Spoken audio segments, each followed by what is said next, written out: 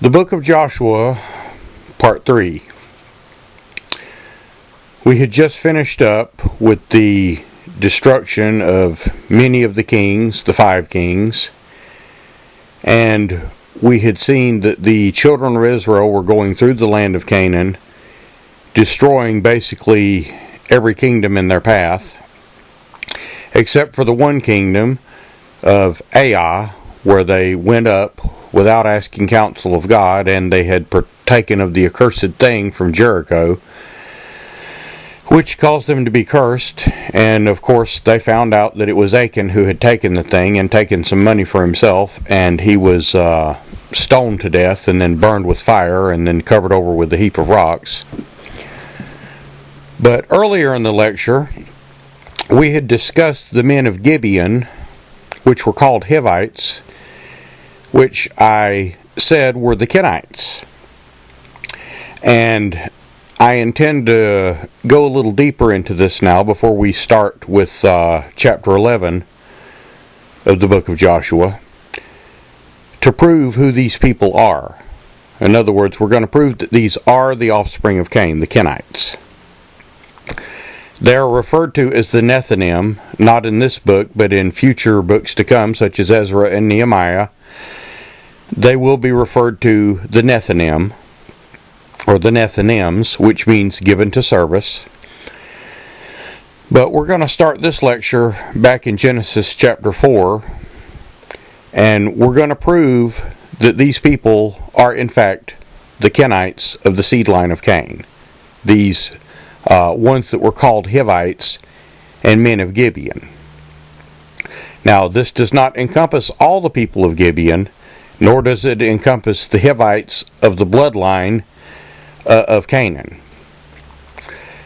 And we're going to prove that here as we get into Genesis chapter 9. But before we begin this study, as always, let us go to the Father and ask for guidance and wisdom as we study this, His precious Word.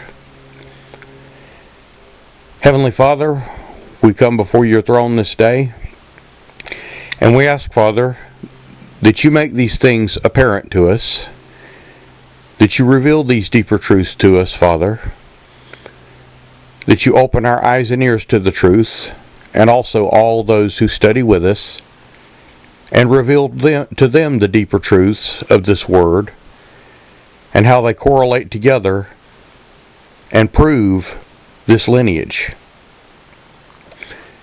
And we ask, Father, that your hand always be upon these studies, and that you lead us and guide us as we study this, your most holy and precious Word. And we ask these things, Father, in the name of Yeshua Messiah, Jesus Christ. Amen. So let us go back to Genesis chapter 4, verse 9, and we're going to begin there, and we're going to prove who these people are. So Genesis chapter 4, verse 9. And the Lord said unto Cain, Where is thy brother, or where is Abel thy brother? And he said, I know not. Am I my brother's keeper? Now, of course, Cain had killed his brother, and he knew very well where he was. And so did God, because whenever a soul dies, it returns instantly back to the Father. So Abel was actually back with the Father. But he's confronting Cain about this. Verse 10. And he, being God, said, What hast thou done? The voice of thy brother's blood crieth unto me from the ground. Verse 11. And now thou art cursed from the earth, which hath opened her mouth to receive thy brother's blood from thy hand. Verse 12. When thou tillest the ground, it shall not henceforth yield unto thee her strength. In other words, you're not going to be able to grow anything. A fugitive and a vagabond shalt thou be in the earth. This word vagabond is the word H5110 in your Strong's Concordance. It is the word nud, which means to shake, to waver, to wander aimlessly as in wandering, to flee, to take flight, to disappear, to move to and fro, to flutter. It can also mean to show grief or to have compassion on. And of course, the children of Israel would have compassion upon these people being deceived. Verse 13. And Cain said unto the Lord, My punishment is greater than I can bear. Verse 14. For behold, thou hast driven me out this day from the face of the earth, and from thy face shall I be hid. And I shall be a fugitive and a vagabond in the earth, and it shall come to pass that every one that findeth me shall slay me. Verse 15. And the Lord said unto him, Therefore whosoever slayeth Cain, vengeance shall be taken on him sevenfold. And the Lord set a mark upon Cain, lest any man finding him should kill him. In other words, he put a mark on him to protect him. And this mark can be a literal mark, or it can be a warning. It can be a flag, a sign that no one is to mess with him. But you've seen here that he would be a vagabond in the earth. He would be a wanderer. When we read later about the children of Rechab, it was written that they shall always dwell in tents. In other words, they would have no place of their own. This is not to say that they may not hold land, but they will not keep it for very long. Now, let's go back to Joshua chapter 9. And let's reread where Joshua here is fixing to conquer Gibeon. So Joshua chapter 9 and verse 3. And when the inhabitants of Gibeon heard what Joshua had done unto Jericho and to Ai. Now, in that first sentence, you've got the word inhabitants. Inhabitants means people who were dwelling there. And as you just heard, Cain would be a wanderer. He would wander aimlessly. And his children were among these inhabitants of Gibeon. And we will prove that as we go along here. Verse 4. And they did work wilily, and went and made as if they had been ambassadors, and took old sacks upon their asses, and wine bottles old and rent and bound up. Verse 5. And shoes clouded upon their feet, and old garments, and they took bread of their provision, which was dry and moldy. In other words, this was a deception.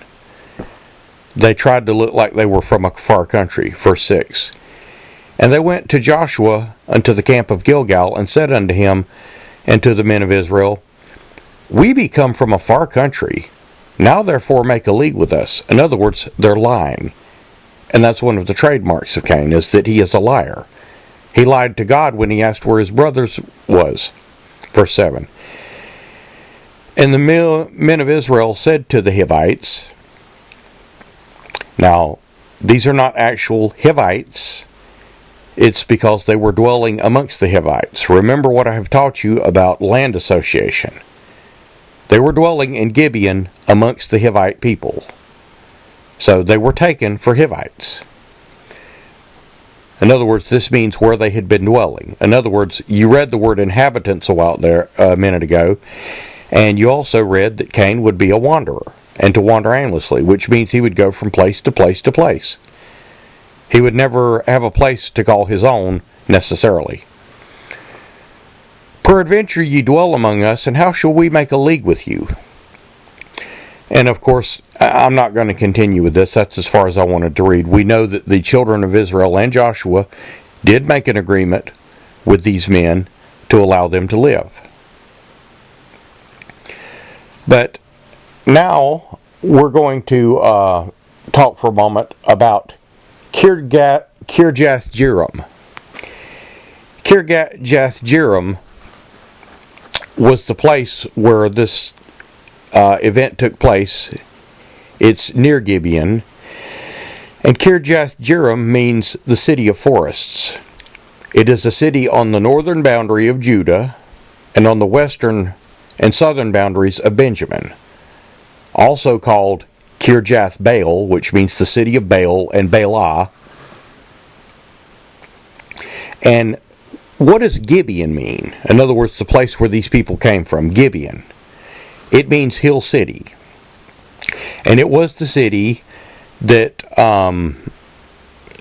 Joshua did allow the people of Gibeon to live, but later, after the conquest of the land, this city Gibeon became a Levitical city of Benjamin. It's modern day called El Jib. And we'll get to this in a minute too. Some of this is quite complicated, and if you don't get it right away, don't worry about it. It takes some time to sort these things out. But now we're going to look at the word Hivite. The word Hivite means villagers. In other words, people who come together to make a village. And of course,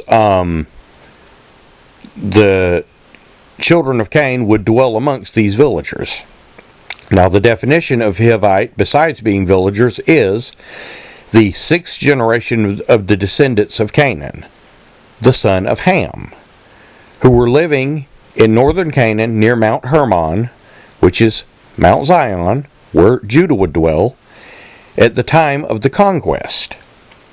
In other words, when Joshua was going in and conquesting all these kingdoms. Now, remember, these men of Gibeon were inhabitants of Gibeon, which means they dwelt there. It does not mean that they were actual descendants of Canaan or of Ham. Again, remember what I've taught you about land association. Canaanites were descendants of Ham, but anyone who lived in the land of the Canaanites was considered a Canaanite, or in the land of Ham was considered of the land of Ham, and was called a Hamite, or even of Hamath. And Hamath is going to play a big part in this lineage of the Kenites. And again, they were named this because of land association, not because they were the children of the Hivites or the children of Canaan. And now let's go to Genesis chapter 10, and we're going to cover the people that are ascended of Canaan. So Genesis chapter 10 and verse 15. And Canaan begat Sidon, his firstborn. Tyre and Sidon would of course become strongholds of the Kenites. And Heth, verse 16, and the Jebusite or Jebusite, and the Amorite, and the Girgashite, verse 17, and the Hivite, and the Archite, and the Sinite, verse 18, and the Arvadite, and the Zemarite, and the Hamathite, named after Ham. And afterward were the families of the Canaanites spread abroad. Verse 19. And the border of the Canaanites was from Sidon, which is on the coast, as thou comest to Gerar unto Gaza, and as thou goest unto Sodom and Gomorrah, and Admah and Zeboim unto Lasha. Verse 20. These are the sons of Ham after their families, after their tongues, and their countries, and their nations. In other words, what we have aforementioned there. Now, you did not see Kenites in there anywhere, but you did see that there would be a land of people named after Ham called the Hamathites, of which the Kenites dwelled among, which is where they become the children of Hamath, of the son of Rechab, in the book of Chronicles. But now we're going to go to Genesis 15 and read what God promised Abraham. So Genesis 15:18. And it reads, In the same day the Lord made a covenant, or an agreement, with Abraham, saying, Unto thy seed have I given this land. Well, where was Abraham at the time? In the land of Canaan. From the river of Egypt, which is the Nile, unto the great river Euphrates. In other words, all that land. Now, there is a list of people in from verse 19 to 21. Okay, but if you have your thinking cap on and you notice the names of these people, Some of them are the descendants of Canaan. So that means they existed even before Abraham. A lot of people try to imply that the names in this list are the descendants of Abraham that would receive this land. That is not the truth. You're letting the English of the Bible translation trip you up if you believe that. But let's read who the children of Abraham would usurp or would supplant in the land of Canaan. Verse 19. The Kenites, the Kenizzites, and the Cadmonites, and the Hittites, and the Perizzites, and the Raphaims, which were of course giants. Verse 21, and the Amorites, and the Canaanites, and the Girgashites, and the Jebusites. Okay? Now it tells very strictly here that the Kenites are going to have their dwellings in the land of Canaan. And then the word next to it is Kenizzites, which has no article with Kenites, even though they begin the same. The Kenites were of the offspring of Esau. But you can see here that it was promised to Abraham that he would take over the land in which the Kenites dwelled. So let's go back to Gibeon for a minute.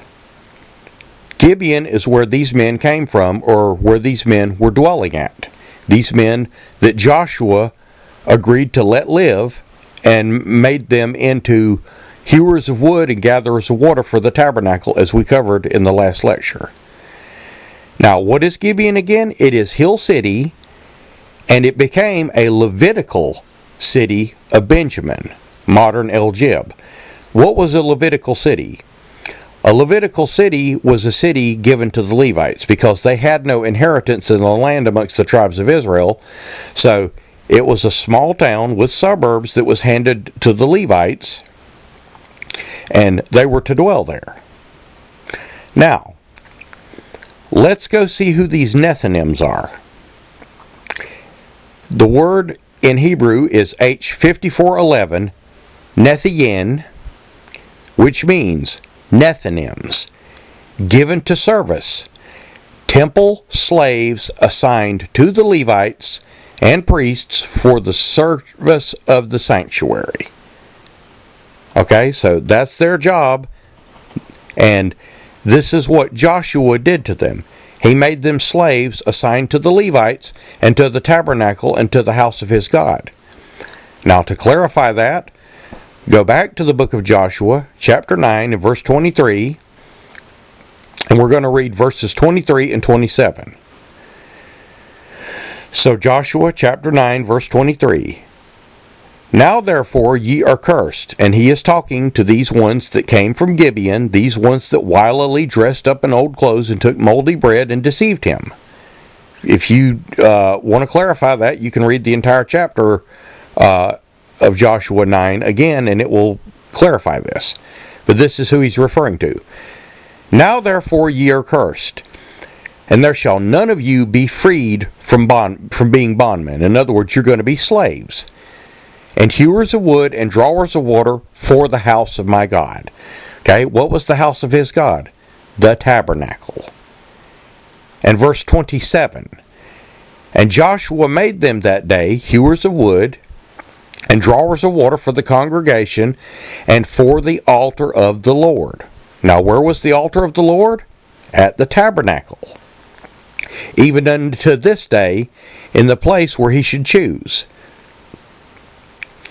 Now, let's turn over to the book of 1 Chronicles, chapter 2, and we're going to look at the families of Kirjath-Jearim. So 1 Chronicles 2, and we're going to begin in verse 53.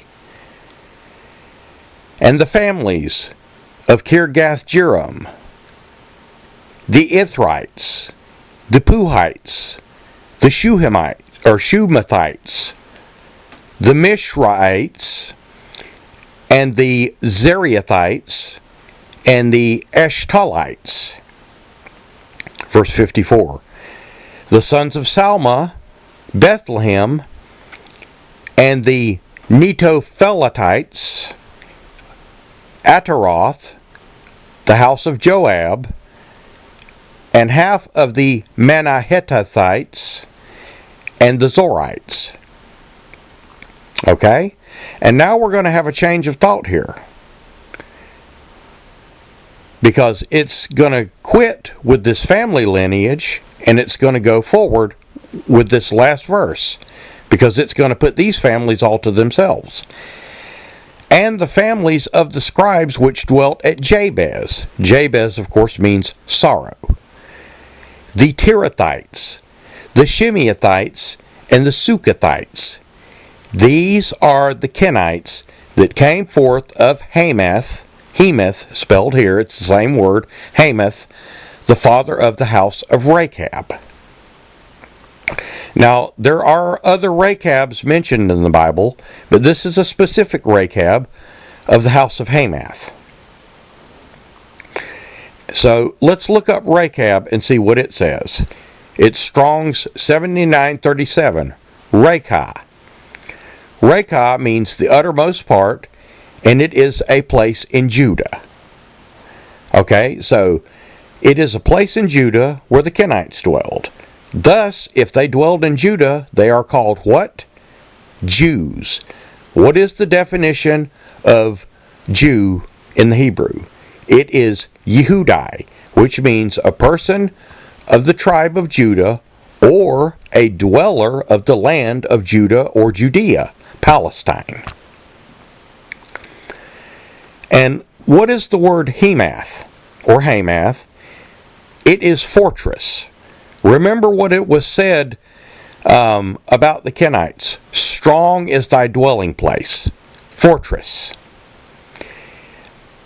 The principal city of Upper Syria in the valley of Orontes. And if we go back to Rechab, we can see that he is the father of Jehonadab in the time of King Jehu, the northern kingdom of Israel. He was a Kenite. He's the father of Malchijah, a leader of the district of Beth and Hasarim, a repairer of the wall of Jerusalem in the time of Nehemiah. In other words, Cain would be a builder of cities, so this was a repairer of the wall. And during the time of Ezra and Nehemiah, these Nethinims would take over the priesthood. They would take over the scribeship. As we just covered in 1 Chronicles 2:55, these are the families of the scribes. Okay, so they kept the records, they kept the books. In the time of the books of Ezra and Nehemiah, the scribes, or the Kenites, the forerunners of the scribes and Pharisees of the time of Christ, will take over the priesthood from the Levites. In other words, they will overrun the priesthood because people will have forgotten their lineage and that they were supposed to be Nethinims.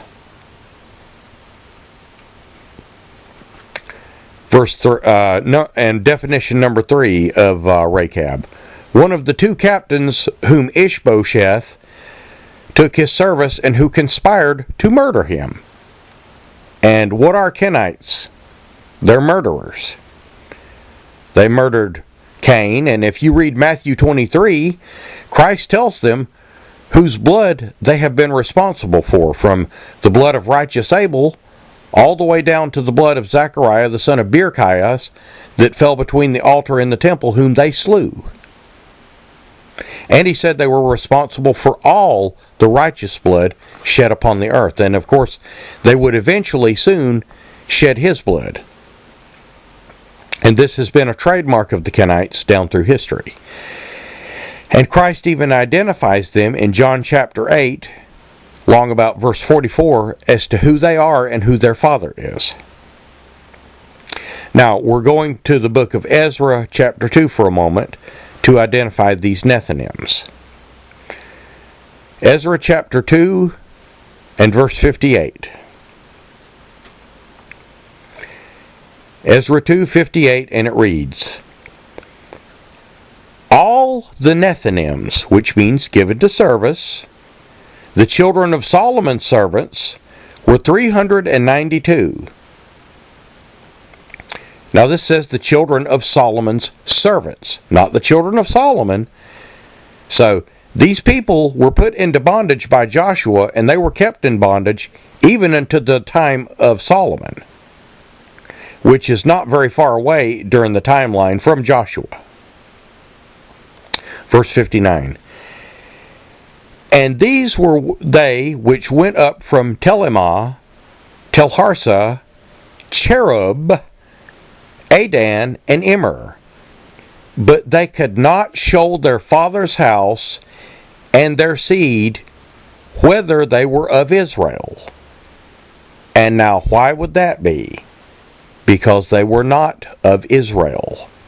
They were simply dwellers of the land of Judea, Palestine, of the Nethinim, of the sons of the house of Rechab, of Hamath.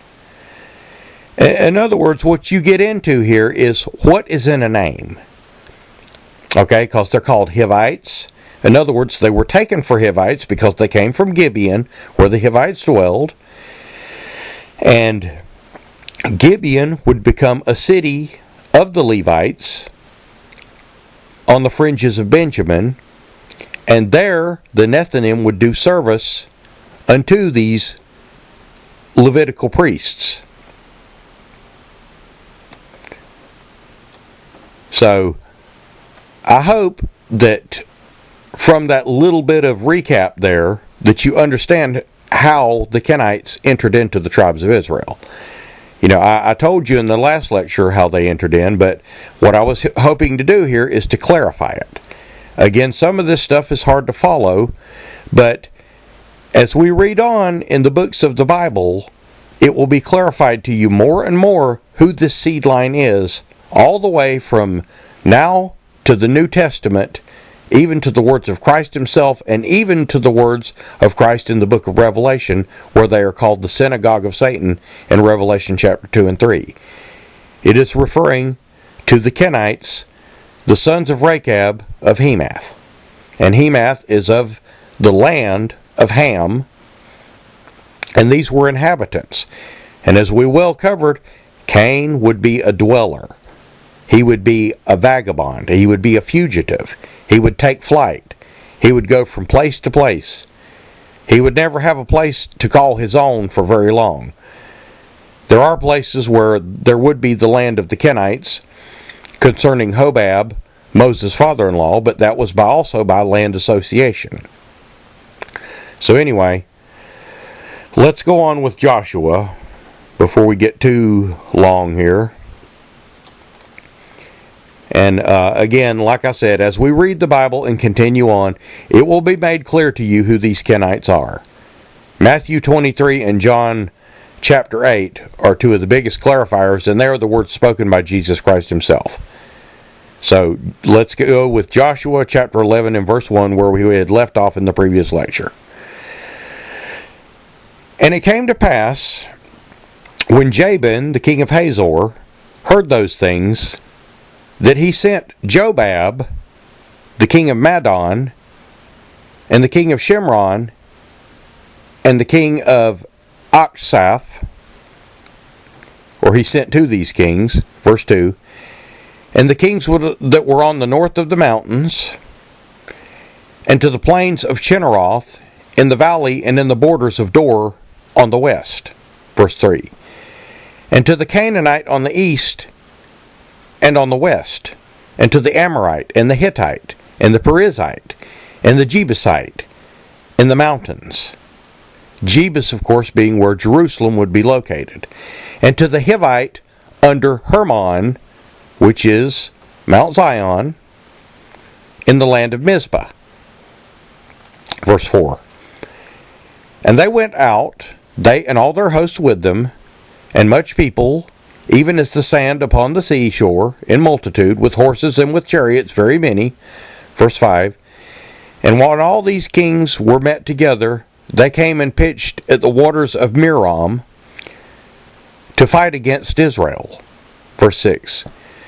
And the Lord said unto Joshua, Be not afraid because of them, in other words, because of their vast numbers. Tomorrow about this time I will deliver them all slain before Israel. Thou shalt hoe their horses, and burn their chariots with fire. Verse 7. So Joshua came, and all the people of war with him, against them by the waters of Merom suddenly, and they fell upon them. Verse 8. And the Lord delivered them into the hand of Israel, whom smote them, and chased them unto great Zidon. And here we go with that word Zidon again. And unto Misrephoth Thamayim, unto the valley of Mizpah eastward, and smote them until there were none left remaining. Verse 9. And Joshua did unto them as the Lord bade him, and he held their horses, and burnt their chariots with fire. Verse 10. And Joshua at that time turned back, and took Hazor, and smote the king thereof with the sword. For Hazor before time was the head of all those kingdoms. Verse 11. And they smote all the souls that were therein with the edge of the sword, utterly destroying them. There was not any left to breathe, and he burnt Hazor with fire. Verse 12. And the cities of those kings, and all the cities of those kings, and all the kings of them did Joshua take, and smote them with the edge of the sword, and utterly destroyed them, as Moses the servant of the Lord commanded. Verse 13. But as for the cities that stood still in their strength, Israel burned none of them, and saved Hazor only. That did Joshua burn. Verse 14. And all the spoils of these cities, and the cattle, the children of Israel took for a prey unto themselves, but every man they smote with the edge of the sword until they destroyed them. Neither left they any to breathe. Verse 15. And the Lord commanded Moses his servant, so did Moses commanded Joshua, and so did Joshua. He left nothing undone of all that the Lord commanded Moses. Verse 16. And Joshua took all the land, and the hills, and all the south country, and all of the land of Goshen, and in the valley, and the same plain, and the mountain of Israel, and in the valley of the same. Verse 17. Even from the Mount Halak that goeth up to Seir, which is where the Edomites dwelled, the children of Esau, even unto Baal Gad, in the valley of Lebanon, under Mount Hermon, which Hermon again is Zion. And all the kings there he took, and smote them, and slew them. Verse 18. And Joshua made war a long time with all those kings. Verse 19. And there was not a city that made peace with the children of Israel, save the Hivites, the inhabitants of Gibeon. Again, that word inhabitants is very, very important to the understanding of this. All other they took in battle. Now, why do you suppose that God allowed this one city to survive? Well, first of all, it was God's plan that the children of Cain would survive. You heard God say that any man that killeth Cain, and this would include Cain's offspring, vengeance would be taken upon him sevenfold. This was because Cain had a purpose in this earth age, and his children have a purpose in this earth age to bring about the negative part of God's plan. And part of the negative part of God's plan was that they killed the prophets, that they killed Christ himself, and that they would eventually cause the death of the apostles. At least most of them. So they have their purpose, and in these end times, they are the synagogue of Satan.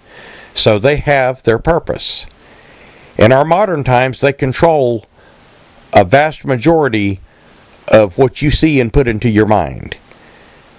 They control a lot of this internet. They control the news media, magazines, movies, television, radio, basically all outlets of information, even books. They control the money because they've always been involved with commerce, as we will find out as we read about them in Tyre and Zidon, the places of commerce. And they will be those who bring about the one world government, along with the help of their allies, the children of Edom.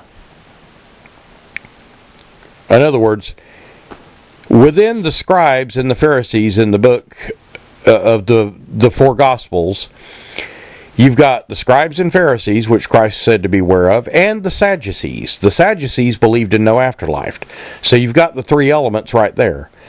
The scribes, the Pharisees, which the scribes are the ones who keep the writings of the holy books, and the Pharisees, which were the scripture lawyers. And you will even hear of the Herodians, which are also lawyers of the government, the political system. And then you've got the Sadducees, who believe not in the afterlife, which represents the secular. So you've got these systems which are under the control of the Kenites, and which in our times bring forth the removal of rights and freedoms, and elevate perversion, and do away with justice, and elevate the criminal. So they're doing what they've always done since time immemorial. They are liars. They are cheaters. They use false weights and balances.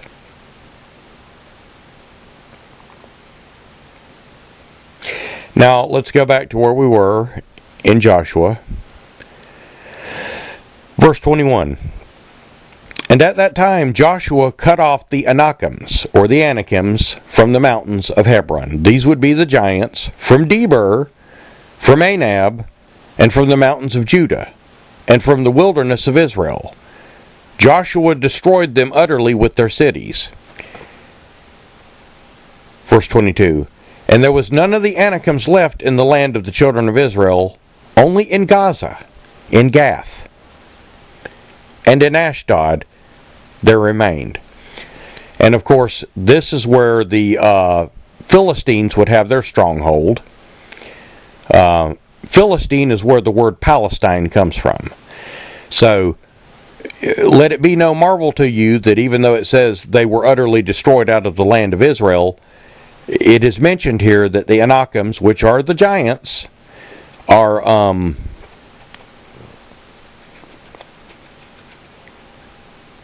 there's going to be a remnant of them left, because David himself, king of Judah, will destroy Goliath, and Goliath will be one of the last of these Gibor, or giants, left alive. And another thing is, like I've told you, most words that end in IM or IMS have to do with the offspring of fallen angels. Well, what does the word Nethinims end with? IMS. In other words, these Kenites are the progeny of Cain. But who was Cain the progeny of? In other words, who was his paternal father? Satan, a fallen archangel, through Eve.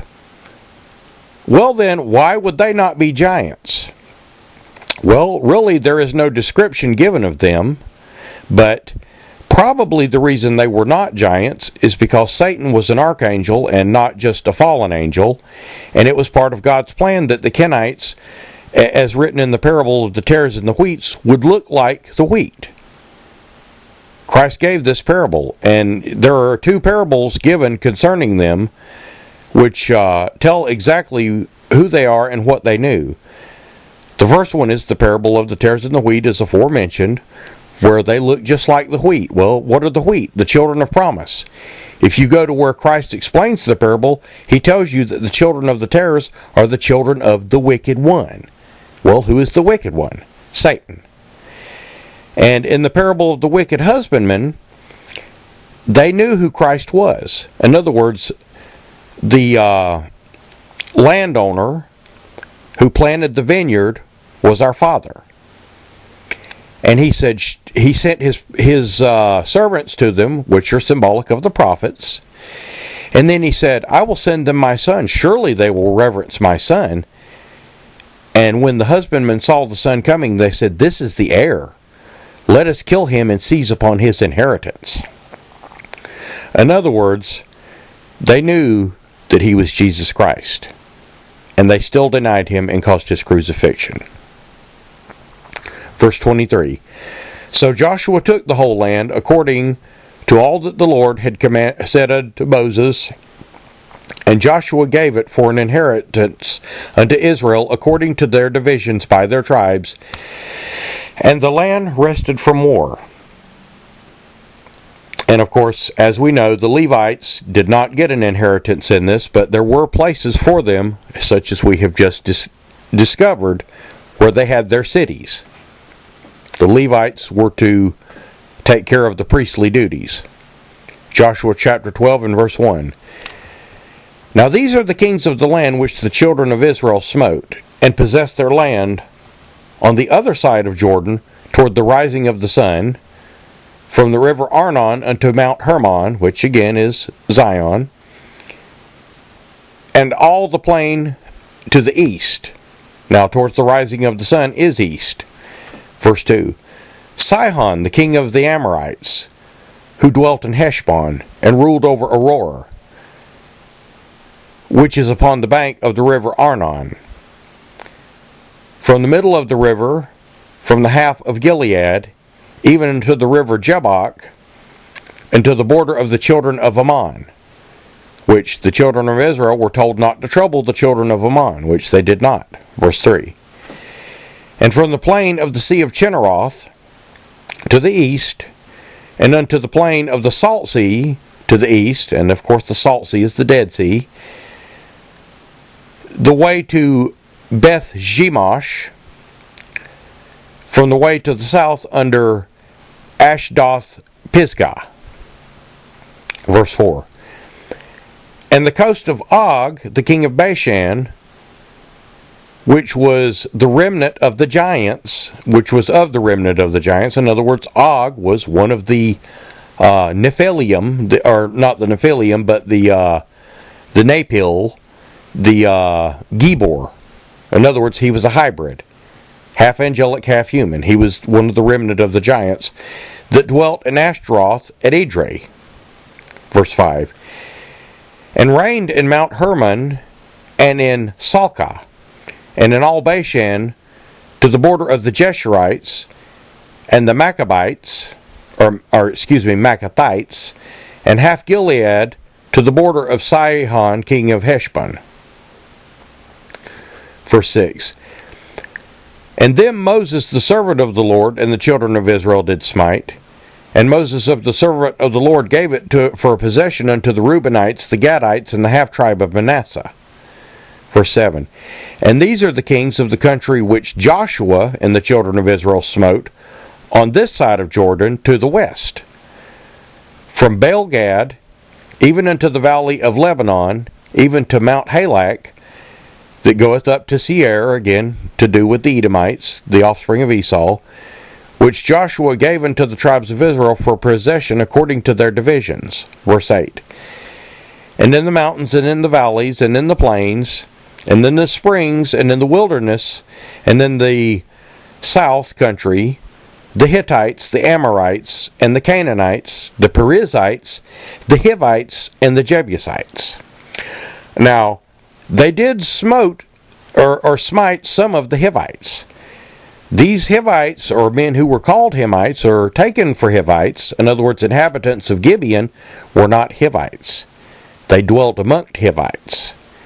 They were the Kenites. And if you look up the Kenite, it's word 7014, and it will tell you that they are the tribe of Cain, or the sons of Cain, or a oriental tribe having to do with when Cain went to the land of Nod. And their patronymic of 7016, I believe it is, or 7013, you'll have to check me on that, but of Cain. In other words, they are the sons of Cain. And Cain, as we know, as we read in Genesis, was fathered by Satan in Genesis chapter 3. Verse 10. And we're going to continue with the kings that were smote by Joshua in Israel. The king of Jerusalem, 1. The king of Hebron, 1. The king of Harmuth, 1. The king of Lachish, 1. The king of Eglon, 1. The king of Gezer, 1. The king of Debir, 1. The king of Gedar, 1. The king of Hormah, 1. The king of Arad, 1. The king of Libnah, 1. The king of Adullam, 1. The king of Makkedah, 1. The king of Bethel, 1. The king of Tupah, 1. The king of Hepher, 1. The king of Arphek, 1. The king of Lasharon, 1. The king of Madon, 1. The king of Hazor, 1. The king of Shimron-Miron, 1. The king of Akshaph, 1. The king of Tanakh, 1. The king of Megiddo, 1. And Megiddo is, of course, Megiddo, the gathering place of the crowd. The king of Kadesh, 1. The king of Jokineam of Carmel, 1. The king of Dor of the coast of Dor, 1. The king of the nations of Gilgal, 1. And the king of Tisra, 1. All the kings, 30-1. In other words, 31 total kings were taken over by the children of Israel. Joshua chapter 13 and verse 1. Now Joshua was old and stricken in years, and the Lord said unto him, Thou art old and stricken in years, and there remaineth very much land to be possessed. Verse 2. This is the land that yet remaineth, all the borders of the Philistines unto Jeshurun. Verse 3.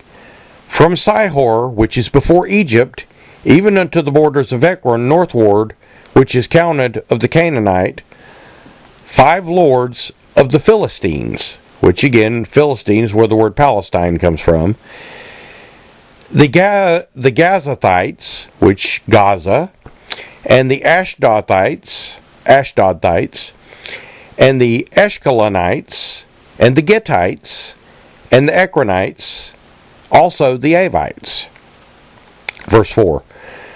From the south, all the land of the Canaanites, and Mirah, that is beside the Sidonians at Aphek, to the borders of the Amorites. Verse 5. And the land of the Gibites, and all Lebanon toward the sun rising, from Baal-Gad under Mount Hermon unto the entering into Hamath.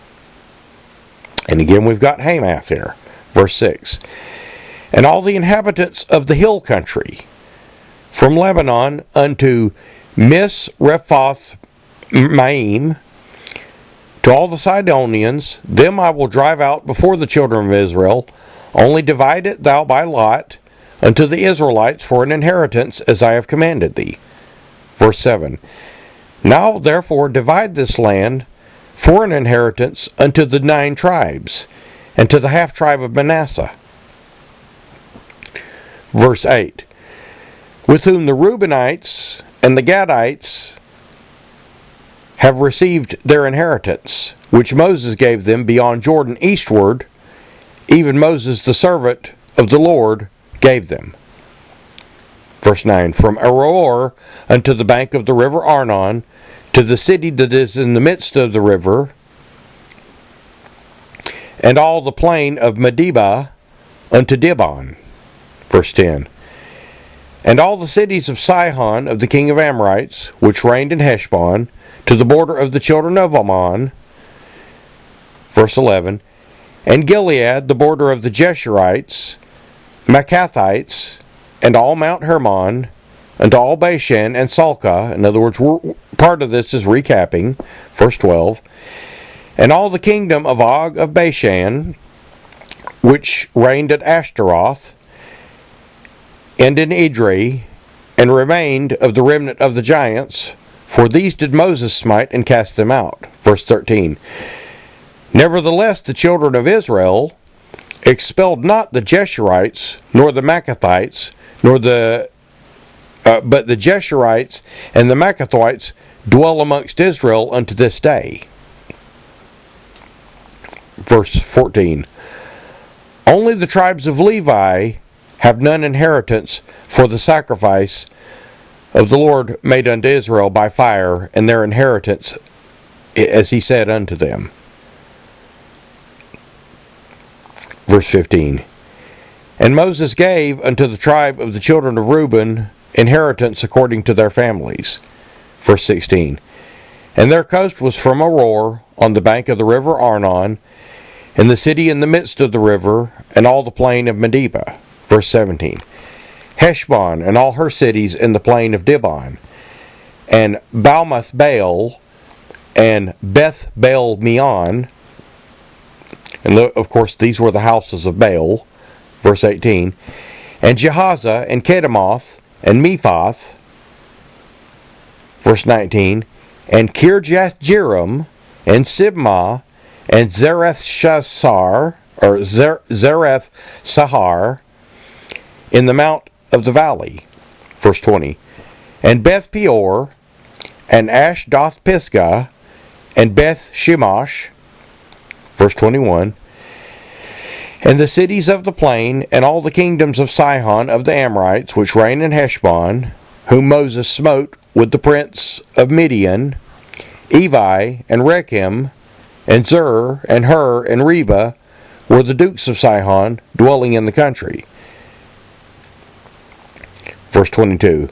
Balaam also the son of Beor, the soothsayer, did the children of Israel slay with the sword among them that were slain by them.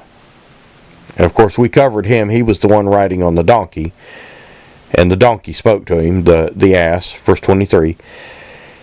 And the border of the children of Reuben was Jordan, to the border thereof, and the inheritance of the children of Reuben after their families, and the cities thereof, or cities and villages thereof. Verse 24. And Moses gave inheritance unto the tribe of Gad, even unto the children of Gad, according to their families. Verse 25. And their coast was Jazer, and all the cities of Gilead, and half of the land of the children of Ammon, unto Aroer, that is before Rabbah. Verse 26. And from Heshbon unto Ramath Mizpah, unto Betanim, and from Mahanaim unto Debir. Verse 27. And the valley, Beth Aram, and Beth Nimrah, and Succoth, and Zaphon, and the rest of the kingdom of Sihon, king of Bashan, or king of Heshbon, and Jordan and his border, even unto the edge of the sea, Chinneroth, on the other side of Jordan eastward. Verse 28. This is the inheritance of the children of Gad after their families, and their cities and their villages. Verse 29. And Moses gave inheritance of the half-tribe of Manasseh, and this was the possession of the half-tribe of the children of Manasseh and their families. Verse 30. And their coast was from Mahanaim, all Bashan, all the kingdom of Og of Bashan, and all the towns of Jair, which are Bashan, 60 cities. In other words, 60 cities. Verse 31.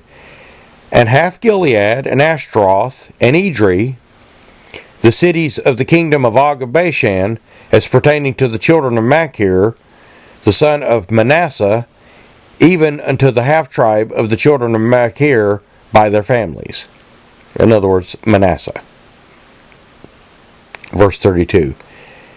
And these are the countries which Moses did distribute for inheritance in the plains of Moab, on the other side of Jordan by Jericho eastward. In other words, towards the east.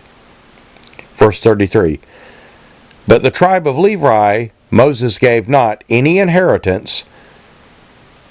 The Lord God of Israel, it was their inheritance, as he said unto them. And this is true of the children of Levi and of the election of God. God is their inheritance. Why? Because God owns everything. He made everything. So they got a better inheritance than all, because they stood with Moses when Moses called to them, and said, "Who is for God and who will stand for God?" Where the rest of Israel were murmuring and complaining and whining in the desert of Zin at Kadesh. So they earned their place. I think this is a fairly good place to stop this particular study for now, because we're getting up there in time. But I wanted to cover another chapter or so, but I felt it important to clarify who the Kenites are through their lineages and how they would be called the Nethinims. And as I said, as we get deeper into this book, as we get over towards the books of Ezra and Nehemiah, you're going to understand the Nethinims much better and understand that they are the Kenite, the sons of Cain, the son of Satan. In other words, they are the wicked seed which was planted here upon the earth. But they were saved alive because they deceived Joshua, which in this earth age, his name is Yeshua. But there's a vast difference between this Yeshua and the Yeshua that came later, who knew who the Kenites were. Because this first Joshua was, even though he was a type of Christ, in other words, in all the victories that achieved, especially the victory of Jericho with the 7 trumpets and marching around the city for 6 days, and then on the 7th day, blowing with the trumpets and shouting, being symbolic of our victory through Christ, through Yeshua. So anyway, I hope you're picking up on these deeper spiritual messages. I'm trying to teach some of this on very deep levels.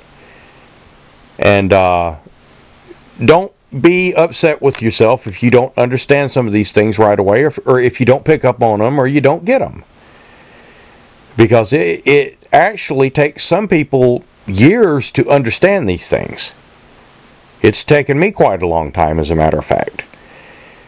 But you really just have to rightly divide God's Word as to who is being spoken to, who is being spoken of, what the subject is, and you have to also understand these things such as land association, such as I mentioned with Hamath and Kirjath-Jearim, and the children of Rechab, of Hamath, of Ham, in other words. This doesn't mean they're the offspring of Ham, because they're Kenites. They simply dwelled among the children of Hamath, which is why they're called of Hamath. They dwelled amongst the children of Gibeon, which is why the Gibeonites were saved, and they dwelled amongst the children of the Hivites, which is why some of the Hivites were saved and some of them were slain. They were not really Hivites, nor of Gibeon, nor of Ham, nor of Canaan.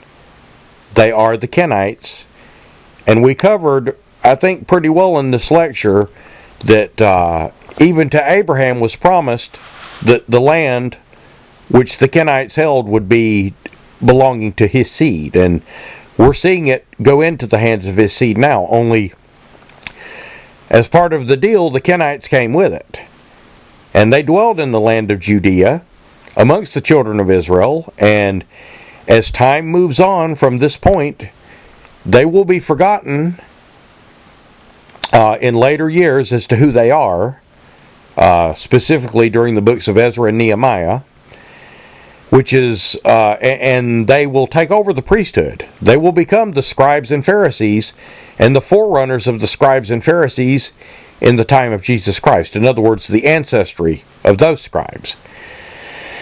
And this was one of the reasons that Ezra and Nehemiah created the Masorah, or the Masoretic texts, which means, Masorah, the word means to transfer a thought from my mind to your mind with no loss. A pure conveyance. And the reason that Ezra and Nehemiah did this was so that the Word of God could not be changed. In other words, they knew the Kenites were the scribes, and that they would be carrying the Word forth as they took over the priesthood. As a matter of fact, as we get to the book of Ezra, you will see that Ezra will have to send back to the Levites for priests to come forward, because the priests that were with him were not of the seed line of Israel of the Levites. So all this is explained in the Bible, and this is one reason that you have to study the entire Bible and not just a verse here and there, and not just choose a verse here and say, well, this means this. You can't do that. There are verses that you can pick out to explain a thing if you know what you're talking about. There are a lot of people that will take verses and twist them to mean what they want them to mean, with concerns to fleshly things or concerns to other matters. And you cannot pick and choose what you like about God's Word and ignore some of it. You have to take it in the volume of the book. At any rate, we're still covering some good ground here in Joshua, and we'll pick it up in the next lecture. And we will begin with Joshua 14 in the next lecture, but I did want to recap in this lecture and clarify who these slaves to the Levites would be. They're called Nethinim. They aren't called Nethinim in this book, but it alludes to who they are, because Nethinim means given to service, and they were the ones given to the service of the Levites, and they will remain in that service, as you saw, even into the time of Solomon. And by the time of Ezra and Nehemiah, again, they will take over the priesthood from the Levites. There will still be Levites among them, true Levites, but they will be the majority then. And when Christ comes before them, they will deny him, which was their job. Because they always deny the truth, they always pervert the truth, and their mission is to confuse. That is what the Kenite does. They fulfill the negative part of God's plan. At any rate, I hope you're enjoying this book of Joshua. Whenever you study with me or with anyone else, you can listen to anyone, always ask your Father for guidance and wisdom, as we always do when we begin these studies.